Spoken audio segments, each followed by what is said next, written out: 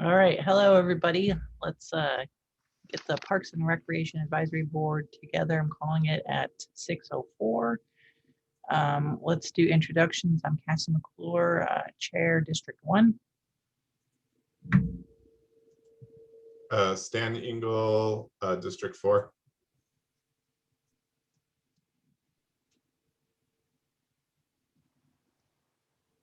Eric Montgomery, District 5. Megan Schuler, District 6.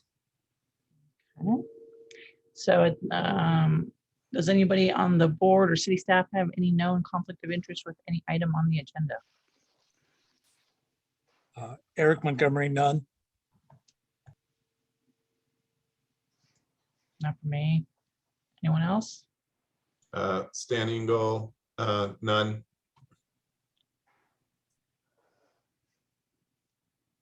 Hearing no others, I'm going to take that as a no. Let's go to approval of agenda. Anyone want to approve the agenda? Looking Madam for a Chair, motion. Stan Engel, District 4. I move we approve the agenda. Eric Montgomery, second. All in favor? Aye. Oh, hold on. I will call roll for that. Yeah. So, Board Member Engel, Aye. Board Member Montgomery, Aye.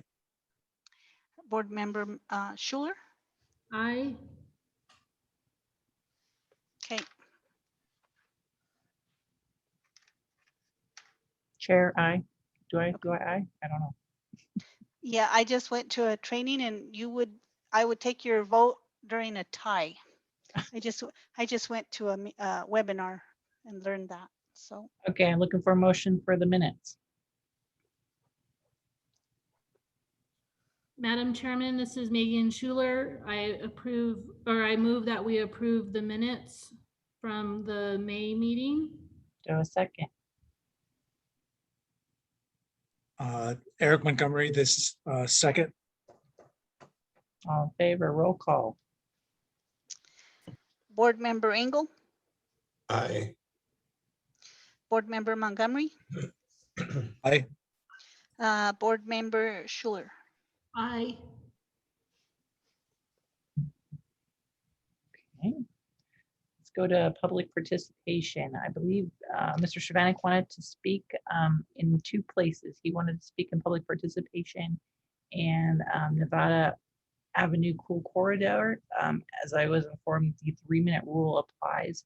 So we'd like to do 1.5 minute now and 1.5 minute for Nevada Avenue Cool Corridor. So as soon as you're ready, I'm not going to be too, but I'm going to let you have at it now, and then after the Cool Corridor too. Thank you, Madam Chair. Gregory Shavanik for the record. We all know that we had a problem with an oxidation or depletion of oxidation at Young Park.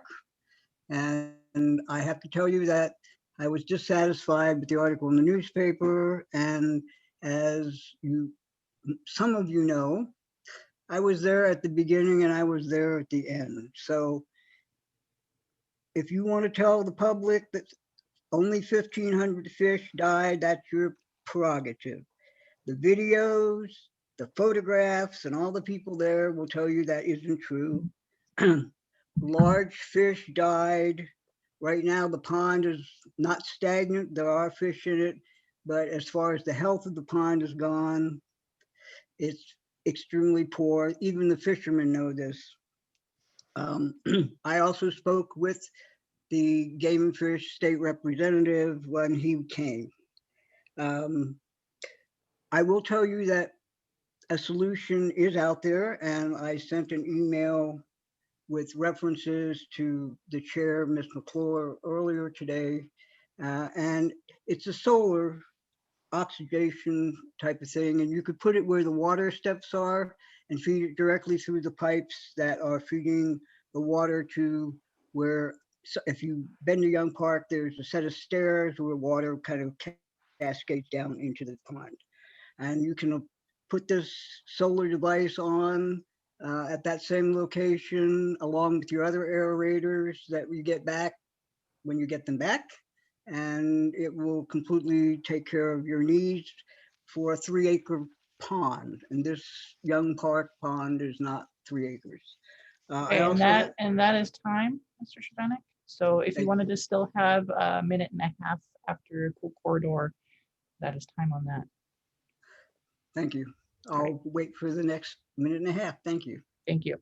Do we have any other, do you wanted to read, Hazel, right? Was there something? Oh, read? yes, I did receive a email. Hold on.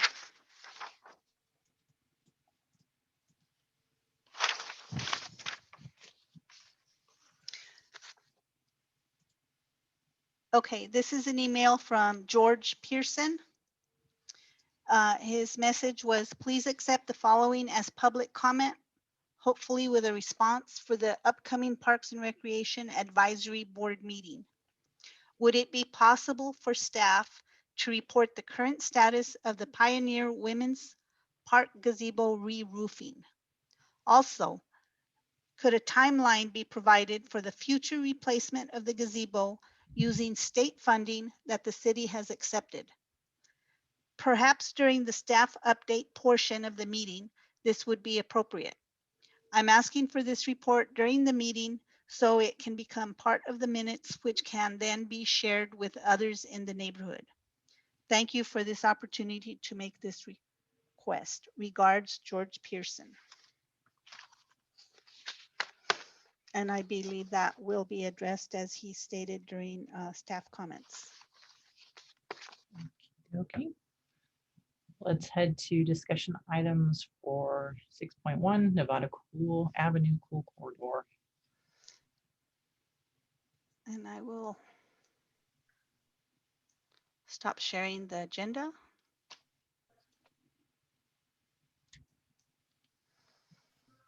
Good evening, Madam Chair, board members, David Cedillo, Public Works Director. And I have a short presentation to go over the Nevada Cool Corridor, and I will be sharing my screen now.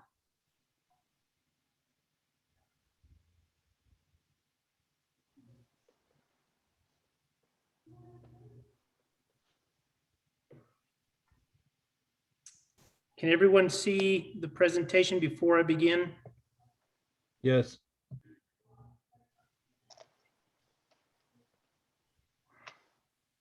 Yes. Excellent, thank you.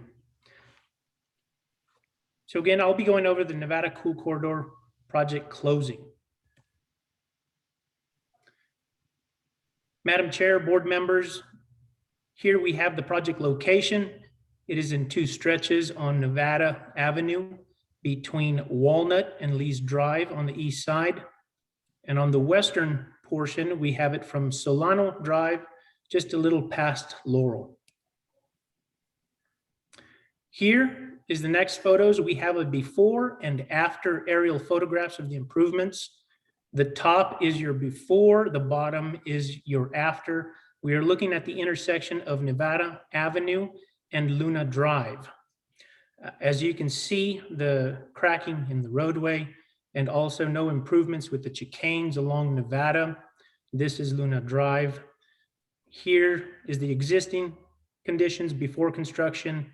And the bottom photo again is that after the improvements. You'll notice a new pavement section and also the chicanes on the south side of Nevada Avenue. And this stretches between Solano and Laurel. I'd like to also share some other photos of the project with the completion. This is a photo of a chicane adjacent to Young Park between Lynn Middle School. This is on the south side of Young Park and on the north side of Nevada Avenue. These next photos will be on the stretch of Nevada from Solano to Laurel. As you can see, looking up, you have a photo of the chicane looking east. Again, here's another photo with the same chicane and different vegetation, as you've noticed in the different chicanes. There were some trees as part of the project. Some of them had to be eliminated due to conflicts with utilities.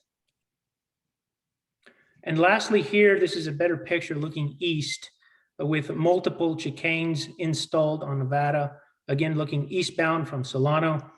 And one of the things that you'll notice is the markings on the roadway, or the difference in the color of the asphalt with traffic moving through there. These chicanes have also had another benefit or impact on the street. This does serve as a traffic calming and also addresses some of those water collections and does help maintain that vegetation and landscaping there. The contractor did have to water those to get them going. For the project details, the design cost was $35,780.81. That was with a consultant, Sauter, Miller and Associates. From there, the construction costs were $504,872.86. That was awarded to Highland Enterprises Incorporated.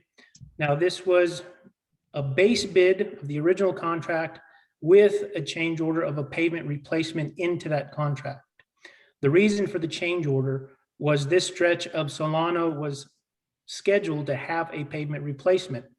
We felt that it would be better for that pavement replacement to happen first before the installation of the chicanes to get a better installation, especially with the joints of the asphalt as we went through.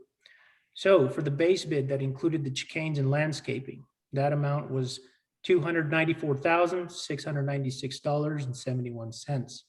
For the pavement replacement, that was $210,176.15. This had a total project cost for both design and construction in the amount of $540,653.67. And with that, I'm available for any questions from the board members or the chair. Let me go with the board first. Does anyone have questions? Madam Chair, Go for it. thank you for the presentation, Mr. Cedillo. One question I have is, well, the only question I have is, you made a comment about some of the chicanes not having trees because of utility conflicts. Were the trees purchased prior to that assessment? And if so, were the trees then located to other areas of the city? Chair, Board Member Montgomery, no, the trees were not purchased prior to installations. They were purchased based on the need that we had for the project. So there was no need to relocate trees as part of the project. Thank you. However, with the elimination of the trees, we did substitute that with other ground vegetation and other ground cover. Thank you. I appreciate it. Thank you, Madam Chair. And Megan, do either of you have questions? Madam Chair, Stan Engel. Yeah, Mr. Cedillo, so were the utilities just not considered initially, because the whole point of the cool corridor was to actually have trees that once they reached maturity, they would provide some shade to provide cooling or at least to reduce the amount of heating of the asphalt. Seems to me like without the trees, the only benefit we get is just which is a good benefit, is the extra drainage or the water being able to seep in, but we're missing the key component that makes it a cool corridor. Madam Chair, Board Member Engel, yes, as I mentioned, there were some trees that were eliminated due to utility conflicts. However, we did install some trees throughout several of the chicanes. To answer your question specifically on whether the utilities were accounted for, during the design process, there was that conversation with utilities. There was a specified distance to have to maintain the separation between the underground utility and the root ball of the tree. During construction, however, that gas line was not where the design showed it. Things do change in the field based on the preparation of the plans. So because of that, in the conflict areas, those areas were selected to have the trees not installed. in the areas in the chicanes where we did meet that separation, those trees were installed. Okay. Madam Chair, may I ask another Sure. question? Of course. As we all know, we're suffering through a pretty severe drought right now. We haven't had very good measurable precipitation in a while.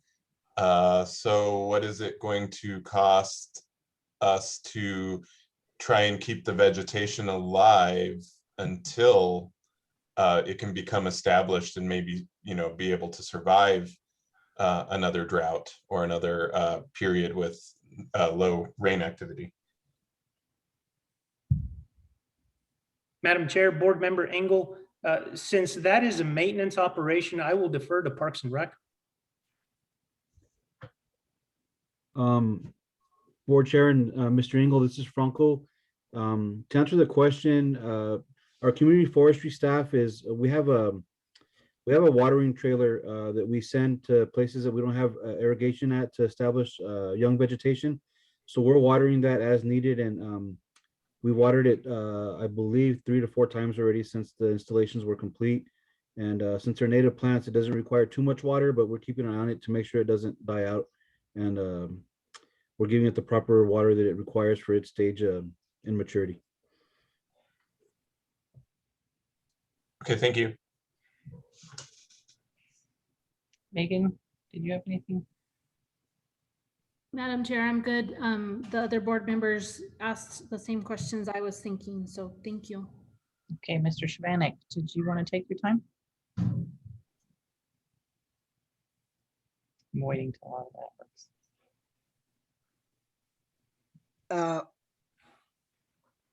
You need to not call it the Nevada Cool Quarter then, because it's not that. And it increases the heat precipitously for the concrete. It releases CO2e, and you're watering it at minimum 3 times a month. You just watered it on Monday. And if you don't believe me, I have pictures of it.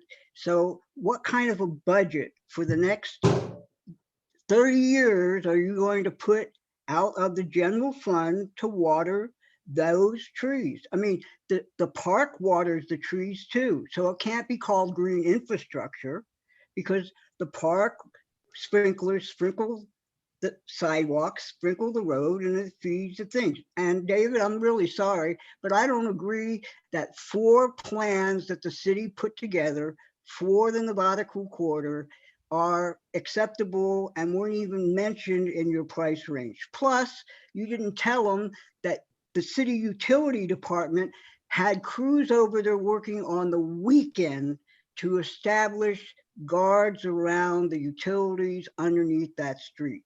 And yes, the new asphalt looks wonderful, but you cut the asphalt, the contractor cut the asphalt as you told him to do before you even laid down the asphalt. And then you laid down the asphalt and then you recut the pavements to put the chicanes in. So you should call it the Nevada Chicane Quarter. It is not a cool quarter. And I have the emails from David Maestas to you in February of 2020. I know exactly what was signed on, what was signed off, and I have the blueprints, and you haven't done Unfortunately, it. that is time. Thank you. Sorry. David, did you want to respond?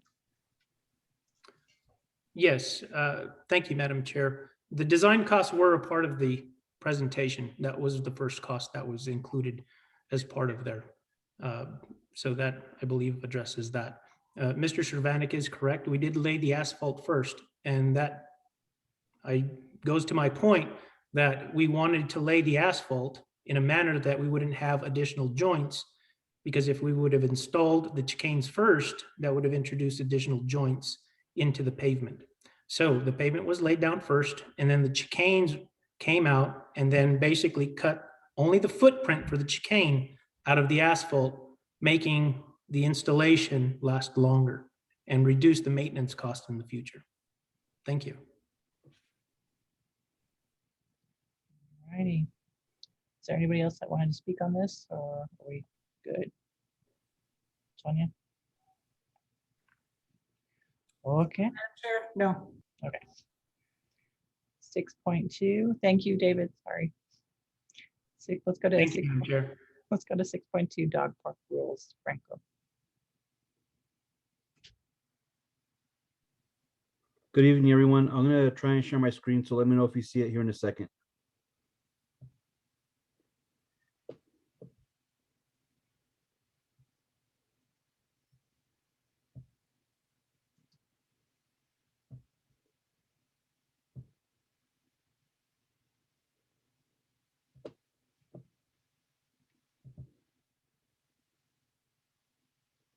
I can see it. Your screen.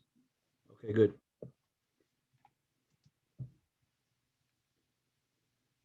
Okay, what we wanted, I wanted to bring it up. Well, actually, I brought it up last meeting. We're looking at, we're having, 2 more dog parks come online, and we really want to have our dog park rules uniform. We want to make sure that everyone was aware of what to expect when they went into any one of our facilities. And we worked a lot, combing over different dog park rules throughout the nation, really. And we came up with a list, and we sent it to Jamie, our community engagement in the community engagement office, and she really helped us narrow it down. And I feel that the rules are a lot more substantial, our proposed rules than the previous ones. So the second screen will show what our current rules look like. So here are the current dog park rules. Owners are responsible for their dogs and their children. Children under 5 years old are not permitted in the park. Owners must pick up after their dog's waste, immediately isolate, remove any aggressive, dominating, or overexcited dog. No food or treats allowed in the park. And then there's a little bit of information to if there's a person bitten in the park, they can report to animal control or call dispatch. So it does mention that owners are legally and financially responsible for their actions. So in the next slide, it will show what we're proposing, and I think it's a little bit more clear. It will help with enforcement also. So the new rules, it tells you right off the bat, that you're using the park at your own risk, which, I think that's a good comment, because a lot of people, they show up at the park and at the dog park, and they think that everyone's going to be, on their best behavior. And at times, it's hard to control what dogs do. The owner is, again, legally responsible for the behavior of their dog at all times. The dogs must be leashed while entering and exiting the park. That wasn't on the previous set of rules.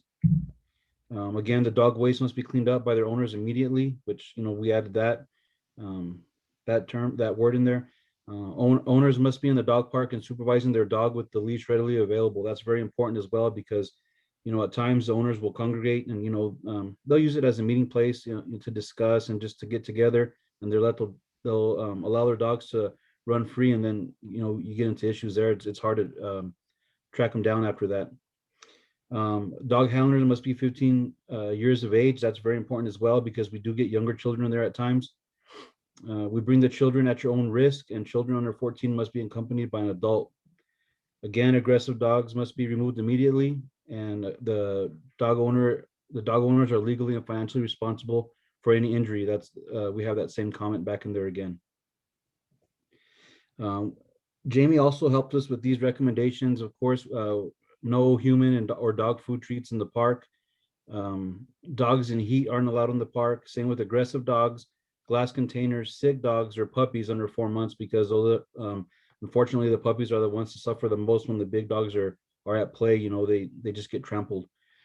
And again, there's a comment again: if any person is bitten by a dog in the park, immediately report it to animal control or after hours to non-emergency.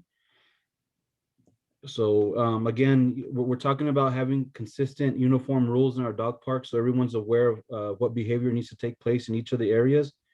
And I did speak to I did send an email to Kevin Armstrong, our current dog park partner that we discuss and we go over rules with, and he brings issues to our attention, and we work with codes and Kevin and staff to try and have a safe and clean dog park.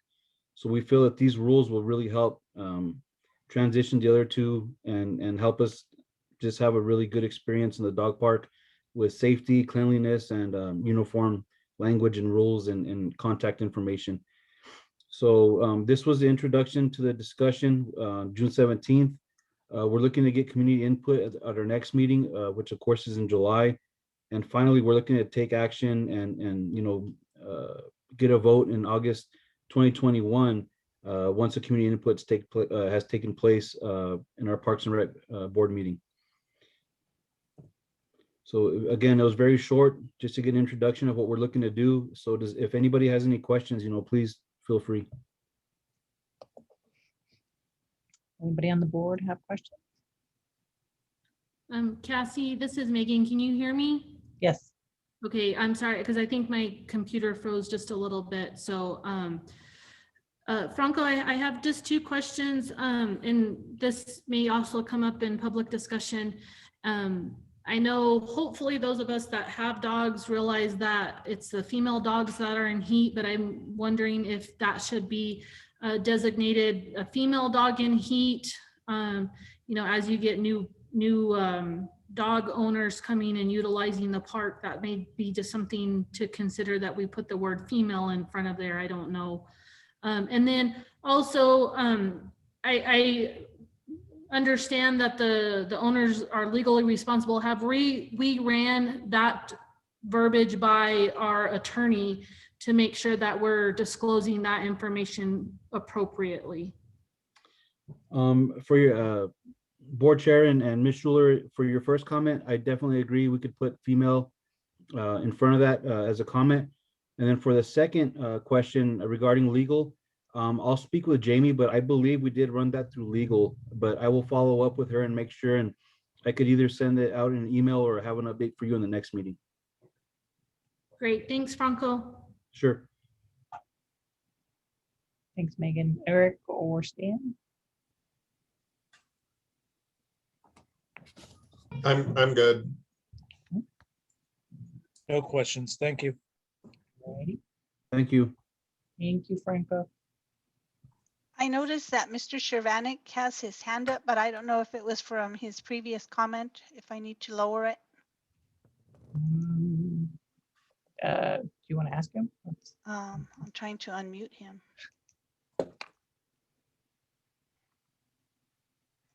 Oh, and George Pearson. Let's see here. We read your letter, by the way.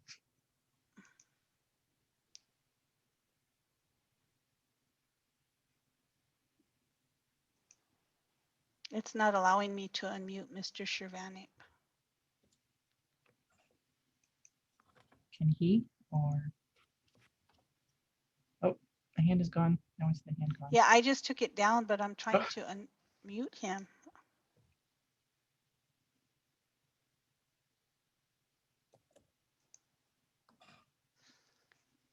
Let me see. I moved him, so see if it'll let me do it there.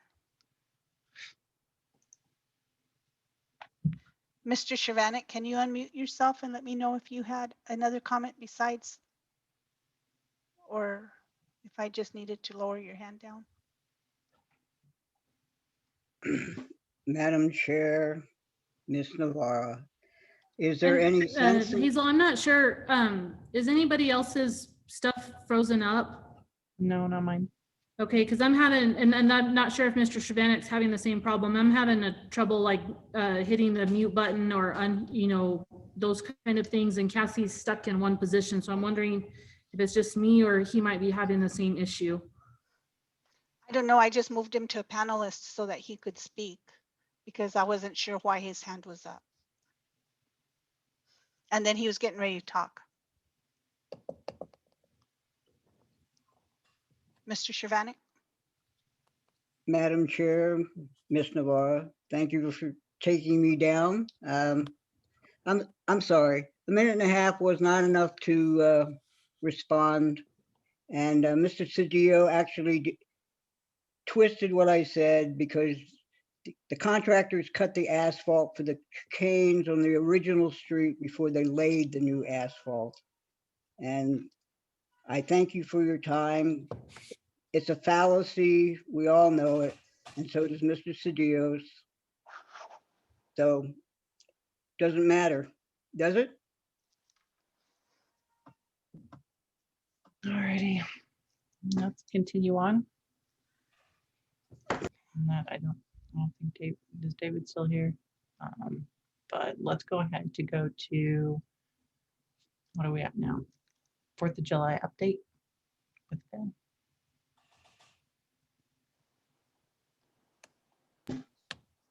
Good afternoon, good evening, Madam Chair and board members. Can you guys see my screen? Yes. The group. I want to give a quick update on the 4th of July celebration. Madam Chair, just a point of order really quick. Sure.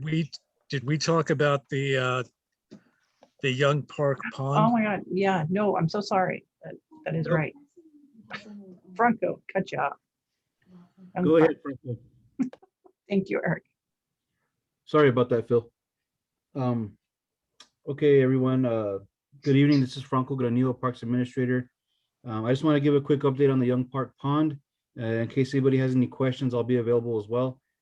So of course, everyone's aware, back in May, we had to take the aerators out because they were malfunctioning. And when we got them to the vendor, we discovered that the biggest problem we had was fishing line tangled up in the gears and in the shaft. And it got very hot and seized up, the function of the gears. And it started actually taking gouges of steel out of the shaft. So once we got them assessed by the vendor, he did mention that there'd be a 2 to 3 week delay, and we weren't aware of that until we got him up there. So he's been, and that was just for if there was able to be a repair.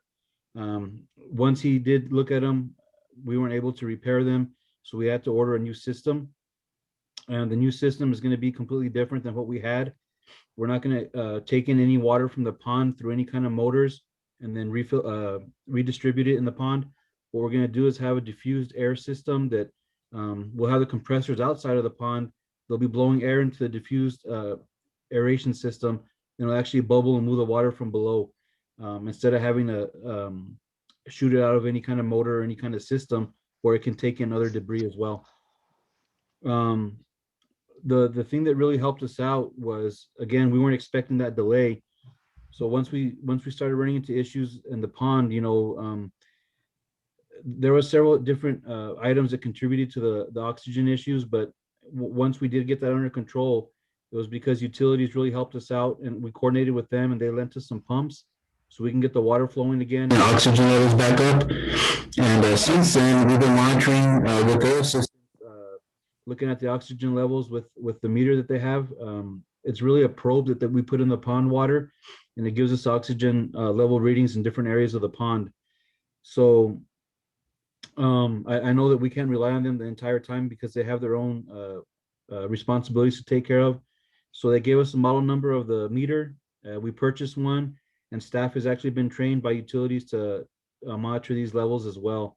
The oxygen's at a good level. It's staying pretty steady. We're between, during the hot part of the day, we're between anywhere between 8 and 10, up to 11 at times. And in the morning, when the oxygen does get to its lowest, we're between 4 and 6 most of the time where Game and Fish wants it. So, and also one of the things that helped us as well, get our aeration back online. We still have one small aerator on the north east area of the pond, and we also have our fountain running again. Facilities assisted us there when the aerators went down, and they got the pump running again on the fountain. So that really helped a lot as well. It's the fountain that Mr. Shervanek was discussing that had the step down where the water trickles back into the pond. We're taking our meter readings daily 2 times, once in the morning, once in the afternoon.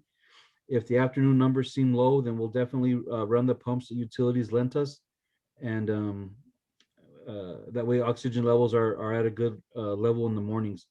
We're also looking at buying our own pumps for standby in case we have any issues with this new aeration system. We don't anticipate having any, but again, we're going to buy some pumps just in case. And it's really going to take they have to be maintained once a year for oil and making sure that we don't crack any gaskets or anything in case they're not being used too often, which I hope they're not, which means our aeration system's working. We monitor for any kind of fish issue still. If we see any dead fish, any floating fish, which we haven't since Memorial Weekend, we'll contact Game and Fish and they'll assist us. And we're also going to continue working with them to make sure that we're not getting too many fish in there at once, and that they're that we're just aware of the times that they're being stocked, so we can keep an eye out on the health of the pond And that's really where we're at right now. We're waiting for the new aerators to come in, but again, we have the pumps in place if necessary from utilities. And the aeration system was supposed to be in end of this week, early next, but due to material delays from the vendor, not the vendor we bought them from their manufacturer, we're looking at the last week of June to get them in, around the 30th.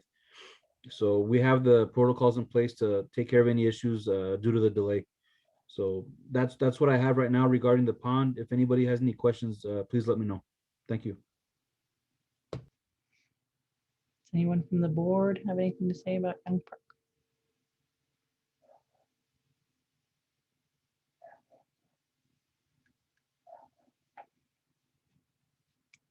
I hope not everyone's frozen. I hope I'm not frozen. Let's try 4th of July update again. So,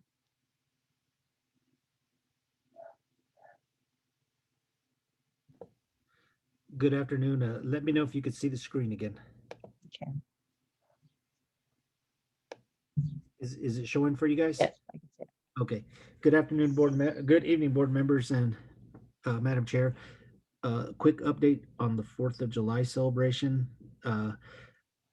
Last year, as you're aware, we didn't have a full-blown show. We had a virtual parade and we had a stay-at-home firework display that we shot off from an undisclosed location. But we're back. We're back partnering with NMSU. We've planned for a concert and fireworks display on the 4th and our electric light parade on the 3rd of July. I just wanted to give you guys the quick schedule. Our 3rd of July parade, the electric light parade, this year's theme is Stars and Stripes Forever. The parade's on the 3rd again, 9 p.m. We start at Apodaca Park. We go south on Solano. We follow that road almost a mile down to Hadley, go east on Hadley, and then we end at Mag Softball Complex. So currently we have a little over 20 floats who have got their paperwork in. We have a lot of people who have asked for paperwork. This is about where we are usually for our electric light parade. This year's a little different, so we don't know if we're going to get more numbers or less, but we average anywhere between 40 and 60 floats on average. So we'll see where we are in a week or so. We're really looking forward to it. As you're aware, that the governor's orders right now would limit us to have a parade, but we are hoping with the vaccination percentage for our state going to 60% by the 30th that we will be able to open up our community. So we planned for that. We're going to have an open community and be able to do the parade. And if the governor's orders are a little stricter that we're not able, we'll make adjustments. On the 4th, we're going to have a concert and fireworks celebration at Lou Panalucis Barrow Park on the NMSU campus. This will be our 3rd year doing it at this location. It's been a great partnership with NMSU. On the map, you could see the venue. If anyone's had a chance to go, it's a very large complex, and it has good parking, good traffic flow. It's able to accommodate the big crowds that we get for this free celebration. For this year's show, we have Lee Rocker of the Stray Cats, rockabilly legend and upright bass player for the Stray Cats, and he has a great solo band as well. And then at 8 o'clock, we'll have indie rockers, the Gin Blossoms. They're a band from the 90s who also multi-million record sales, and one of their albums was on the top 100 for over 3 years. They're just a very popular band, and they set the mark for indie bands in the 90s during that period.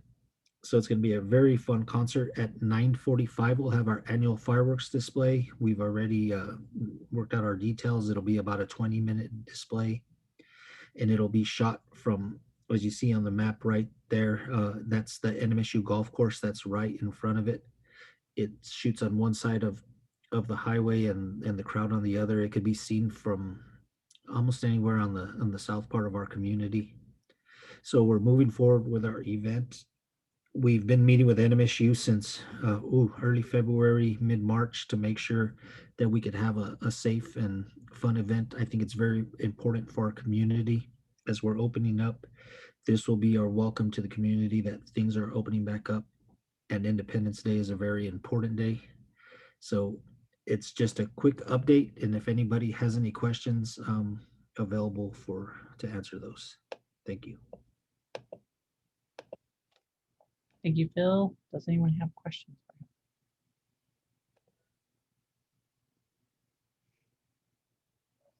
I'll take that as a no. 6.5, Red Line Parks and Recreation Department Fees and Changes / Facility Use Policy. Sonia. Good evening, board members. Sonia Delgado, Director, Parks and Recreation. We sent out the fees and charges red line to you a few weeks ago. I wasn't sure if anyone had any questions or had time to look at it. We wanted to make sure you had plenty of time to look that over at your leisure. If I was going to bring it forward here, if you had any questions, we do have it available. If you'd like me to pull it up to go to a particular area, and we'll give you the whole rest of the month, and we'll bring it back again. We'll have a public meeting. We do with us anyway next month, and then we hope to vote on it in August. So you still have some additional time to review that. So I just didn't know if you had any questions at this time. I do not have a formal presentation. It was just going to be open, see if you had anything, but it'll be a little more formal next month. If anyone had a chance to look at it in depth and had questions, this is all you.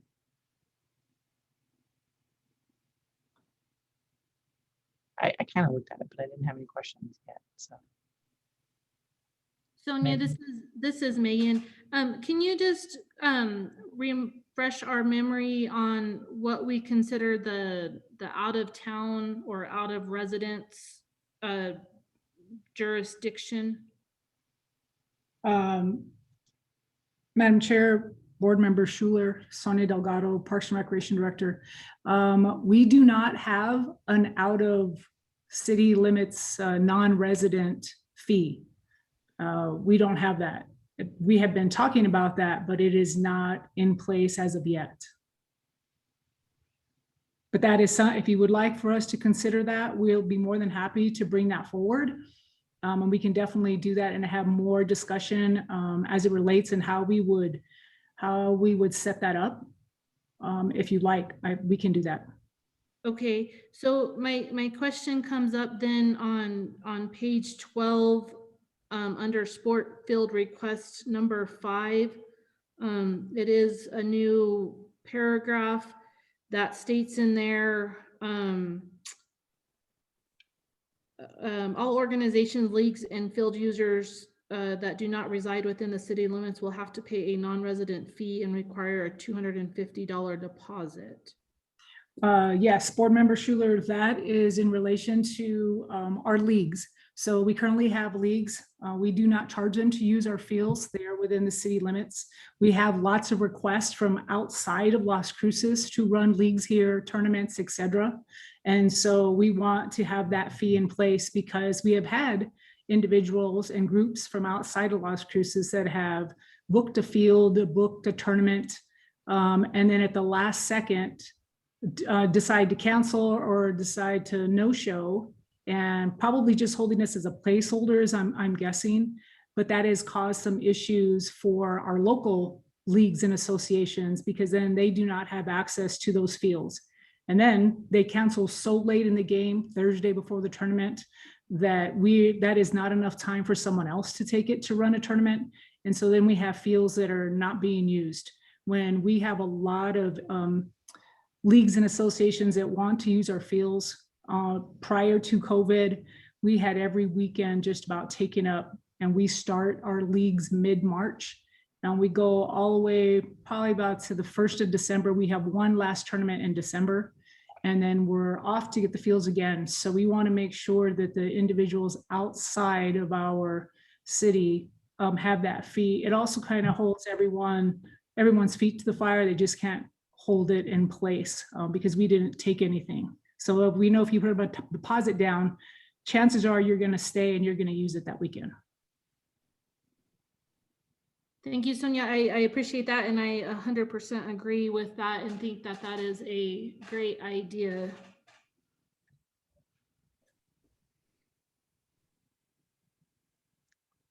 Okay, Eric or Stan? No? Yeah, No actually, questions, thank you. oh, yeah, Madam Chair, Stan Engel. Yeah, so I guess just to, kind of following up with Megan's question, I guess I'm looking at page 25 where we're, looking at, looks like there was resident and non-resident, and the non-resident is all stricken out. So then it would just be that fee for whomever, but then according to what we were discussing about page 12, then they would just, on top of that fee, they would just pay the non-refundable deposit. That's correct, right? Yes. Okay. Okay, thank you. Okay. All right, so we're talking about this next month then, and then in August, we're voting on it, right? Yes, ma'am. All righty, let's continue on. We're doing action items. There's only one. Board elections. Do we want to have the board elections? Do we want to wait until there's more people? Take an input here. Madam Chair, this is Megan. I think if it is at all possible, it would be best that we would have a full quorum before doing board elections. All right, can we move that maybe to next? Let me ask Sonia real quick. Remind me again where it was with board member Guzman. Madam Chair, Sonia Delgado, Director of Parks and Recreation. I have not been able to get hold of him. I did send an email to the city clerk to have that discussion with the mayor. He's a mayor at large appointee. I don't have a response yet, but I anticipate having one here really soon. As soon as I do, I will communicate that with you. Okay. I'm not sure if we talked about it in any of these meetings or not, but we're, the discussion is that he has not been in these meetings for what, 2 years? I don't know. I don't even know. So I would like a full complement.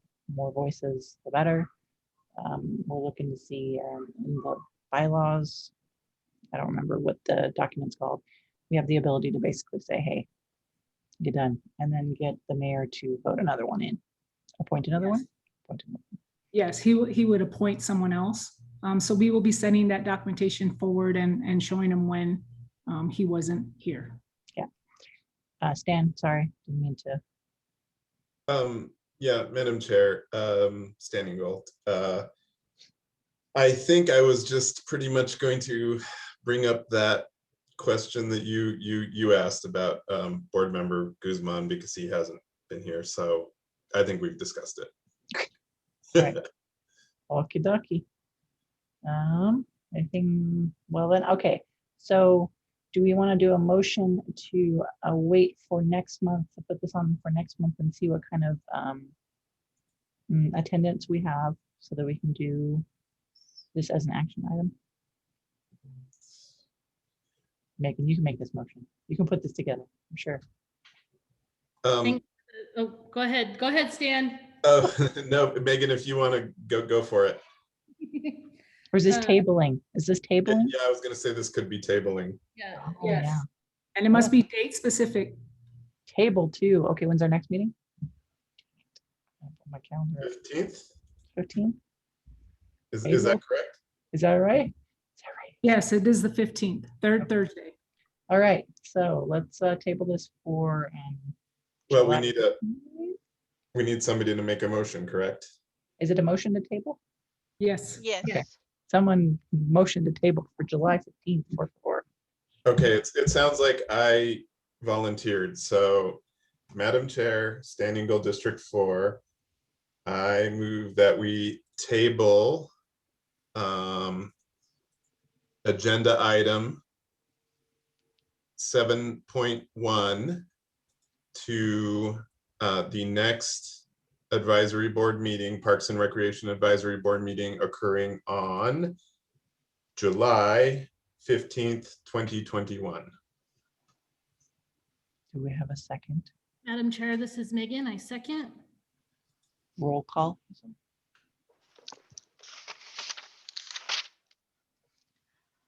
Board Member Engel, Aye. Board Member Montgomery, Aye. Board Member Schuler, I, Cool. All right. 8, staff member comments. We'll let you delegate this to whoever you wanted to kick it off, Sonia. Thank you, board. Thank you, board members. Hazel, anything? no. Franco, No, I have no comment. Thanks. Phil,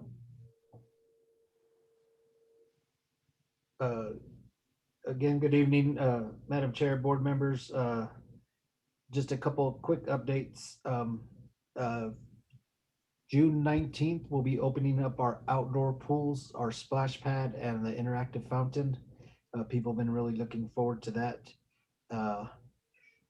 We start outdoor youth soccer this weekend.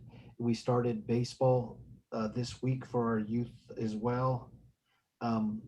Frank O'Brien Papin and Mearshite have been cooling stations for this hot weather to keep people out of the heat. If you get a chance to get on Facebook or the city's page or the Parks and Rec page, we've been putting out virtual concerts. By the time we're done this summer posting, we'll have had 45 groups and over 45 hours of music. So we were able to keep our musicians going during this pandemic. And then we start live music on July. So very proud of the staff for that. And then lastly, we just put out a new app for Park Finder that shows you locations, amenities, maps, pictures for all of our parks, and it's available on Android and Apple, and it's called the Las Cruces Parks and Park Finder. Las Cruces Parks and Rec Park Finder. If you get a chance to look that up, and we're getting ready for the 4th, and we hope you guys can make it out. Thank you very much.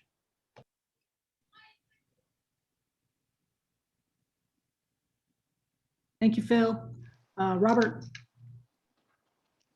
Good evening, board members. A few things as we started the summer program or summer 2021. But with our Keep Las Cruces Beautiful program, we have our Team Up to Clean Up just recently posted on Facebook, and we finalized our brochure. So we'll be sending that to you all more than likely tomorrow. I'll ask Ms. Hazel to send that forward.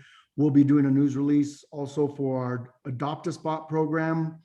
To get that going, as hopefully more folks are out and about and are willing to adopt a location to help us with litter control and other areas such as that. Libby the dog, if you're not familiar with Libby the dog, through Keep Las Cruces Beautiful, reviewing some paperwork and the book that, and we'll provide all this to you as well. But it's Libby the dog is housed with a codes officer, a Labrador, Golden Lab, and we utilize the dog to, the acronym is Las Cruces is beautiful because of you. And we've utilized, this is Libby number 3, I believe. And we utilize Libby whenever we go into the schools. We talk with 2nd and 3rd graders in regards to litter control, recycling, how they can help the environment. And Libby is present during these presentations and certainly keeps the students' attention whenever he shows up. So we'll be providing everyone the book. The book is 10 years old, was copyrighted in 2011. So we'll make sure and get that to you. And one other piece that we're working on, I'm calling it, and it may be something else, but our beautification committee, and it entails Keep Las Cruces Beautiful codes, the county, BLM, South Central Solid Waste Authority, nonprofits, and of course residents. And this is something that, in speaking with Mr. Woods, is it had been in existence years ago. And they talked about illegal dumping, whether it be in the county, within the city, alleyways, other locations. And that's something that we'd like to bring all of our departments and groups together, as well as any nonprofits and residents that are interested in joining in to again, to beautify city of Las Cruces, most definitely, but also our surrounding areas just outside our city limits. And then as Doña Ana County has, I could not remember, it's a coyote, but I know Carlos the Coyote. So that's something that we would like to bring everyone in and kind of discuss how we can do a little bit more for our environment, whether it be near the river, up near the organs, in our backyards, our streets, everywhere else. In a little bit about our out of school time programs, we started our summer rec program June 1st. We have currently 3 locations. We set our limits initially at 35 participants per location. We're at 103 as of today. So there's a couple of spots left open. And this session will end July, the first July, I think that's July 2nd. And then we'll start our second session July 6th, just right after the holiday. A. Fielder Memorial Safe Haven currently has 38 participants in their program. And Frank O'Brien Housing the Teen Connection has 48 participants attending daily. Our programs run from 8 to 5 for our K through 5, and our teens run 9 to 5 at that Frank O'Brien Papin's location. Our diversion development program currently is working on the end of year report. To date, we have seen 203 new clients go through our juvenile citation program. With virtual programming taking place over the last year, we have seen some great opportunities to offer our families and our youth additional opportunities to be able to divert from the court system and or as informal referrals to be able to successfully avoid any formal processes that may occur in their lives. We'll be returning next month in person, and for our classes, just last month we had our first community service in person, and we had 12 youth attend, and we will be doing it again this Saturday for the month of, June, and we'll have 8 youth involved there. We're working on our FY22 contract, hopefully to be able to get it to council in the very near future. And just some quick data, locally, the youth that have been going of the 203 youth that have come through our program, 75% have been local city residents. Down south, countywide wise, 20%, and up north through Hatch America we've seen 5%. 203 is a bit low. Traditionally, we're in the upper 300s, close to 400. So of course, COVID has played into our numbers this fiscal year, but we're looking forward, and sadly to say, but good for our program and grant wise, that we've seen just recently with kids going back to school, county opening up more, the state opening up more, we have seen more referrals. So we'll be getting them into our programs and providing that educational component available to them to assist them in developing into positive young citizens, residents of our communities and within our county. And with that, those are all the updates I have for you at this time. Thank you, Robert. Kathy. Good evening, everyone. Just wanted to respond to Mr. Pearson's request for information regarding Pioneer Women's Park real quickly. We do have some work occurring in the park even as we speak. We have a contractor on board making stabilization efforts on the roof of the gazebo at Pioneer Women's Park. So that project is ongoing. It's approximately about 80% complete of the original scope on that project. And so that gazebo will, our efforts will prevent further deterioration of that gazebo while we do the planning efforts for renovations or replacement of that gazebo. The city has received, we are in receipt of a state legislative capital grant to the tune of about $200,000 for design and construction of improvements to that gazebo. That funding was accepted by the city last fall as a grant, and we've been incorporating that project into our list of projects. Our most recent assessment and evaluation for prioritization of our projects leads Pioneer Women's Park gazebo to be number 3 on our list. So as soon as that prioritization is confirmed, it will be number 3 on our list in terms of an objective evaluation of the readiness and value of that project for our community. So our next step will be to issue a request for proposal for design work of the renovation for the gazebo in accordance with the master plan that was completed a couple of years ago. So that contract for design work will have to go out for proposals. We will do requests for proposals.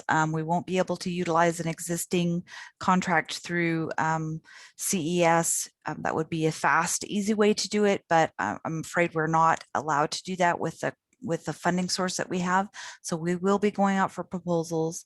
I anticipate that will occur late this summer, probably August, potentially into September, that we'll get that out on the street and we'll be soliciting proposals. From there, I anticipate the process would take about 6 months for design. And then should there be any of the legislative funding available for construction, we will expend it on construction.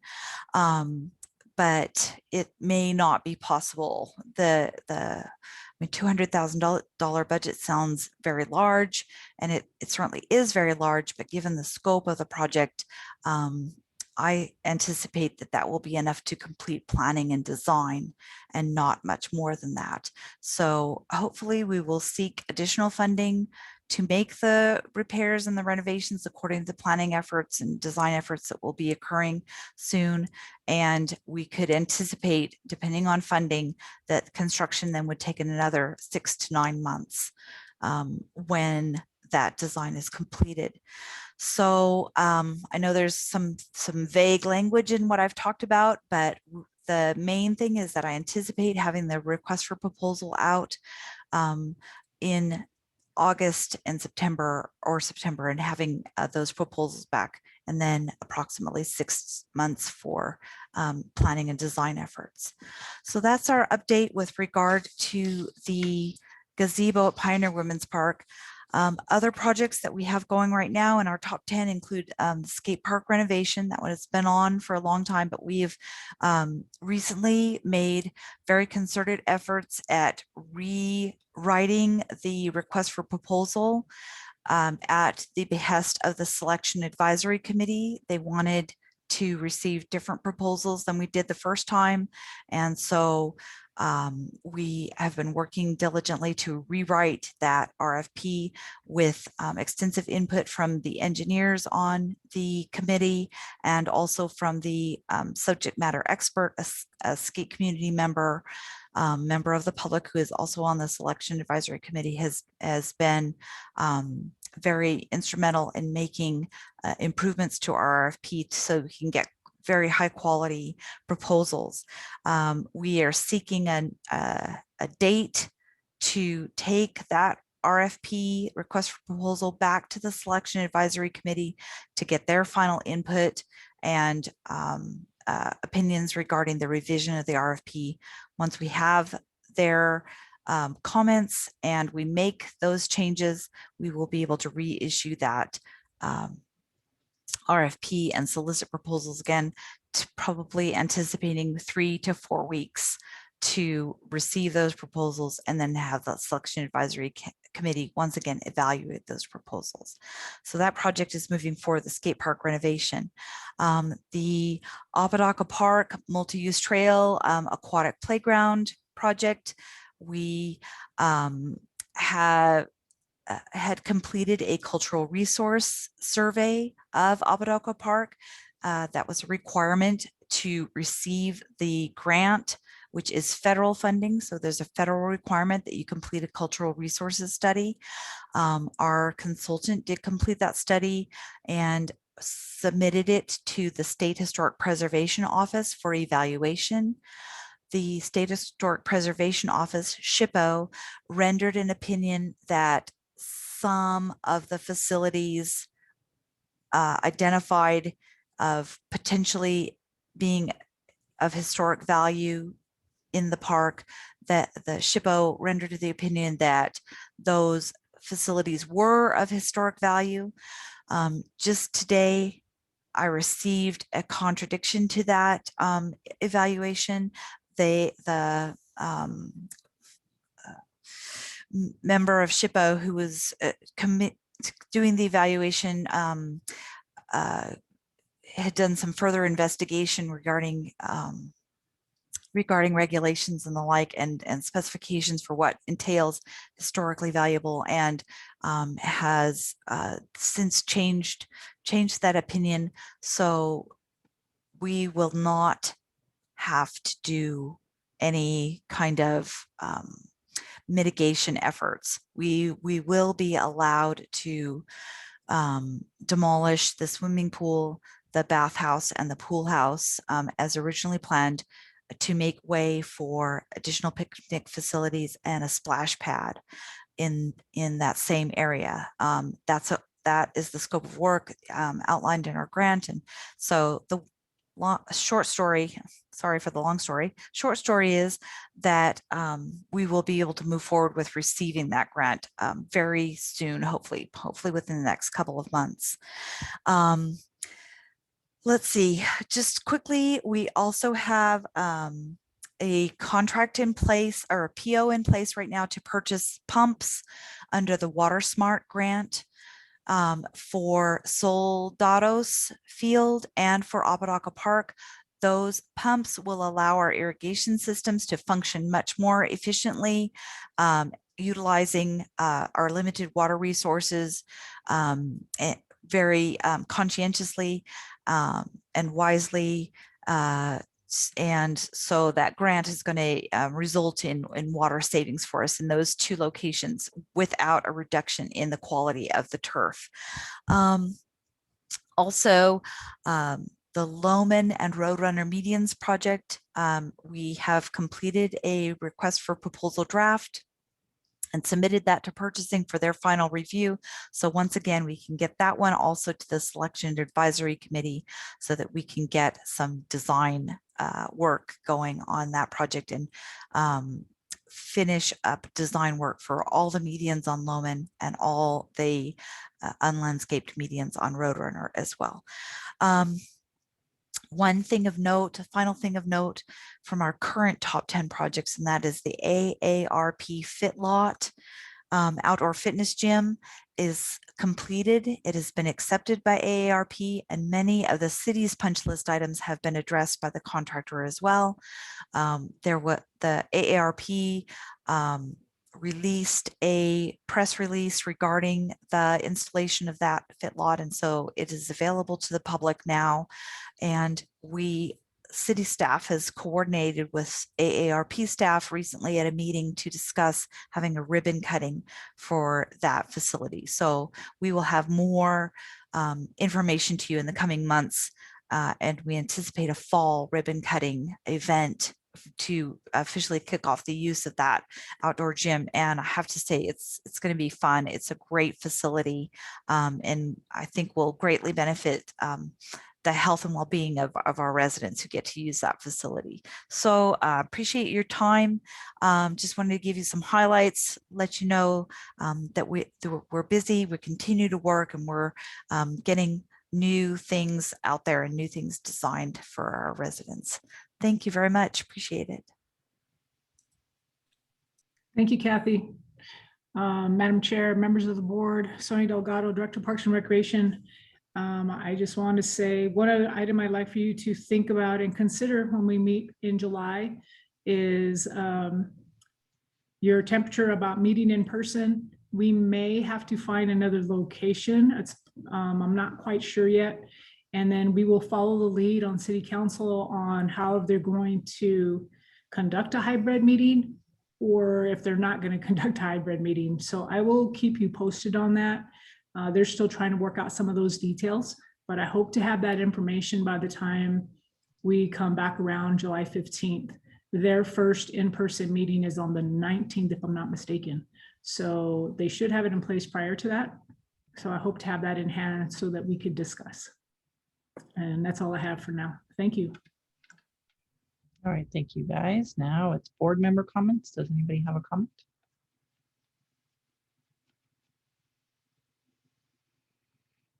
Can I take that as a no, and I don't see anything. Oh, Madam- Eric. Madam Chair, sorry, took a while to unmute. It's okay. Eric Montgomery, District 5. It's kind of more of a question to staff, unrelated to anything on the agenda. I had received an email invite on some outdoor recreation economy work that's being done by, I think, Visit Las Cruces. And just wanted to find out if Parks and Rec was going to be at the table for any of those efforts. Madam Chair, Board Member Montgomery, Sonia Delgado, Director Parks and Recreation. Yes, I have been invited to that, and Parks and Rec will be at the table. All right, thank you. That's all I had. Thank you. Stan, Megan? Madam Chairman, just want to say thank you guys for your concern and your attention to the water matters that are currently affecting all of us.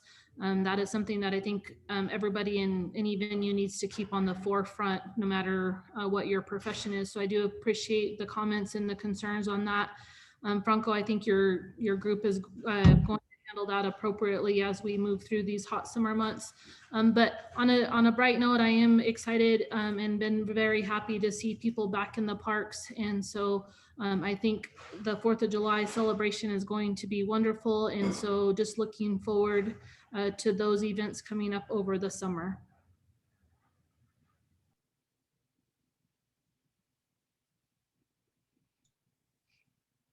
Stan, I'm seeing you. Madam Chair, no comments at this time.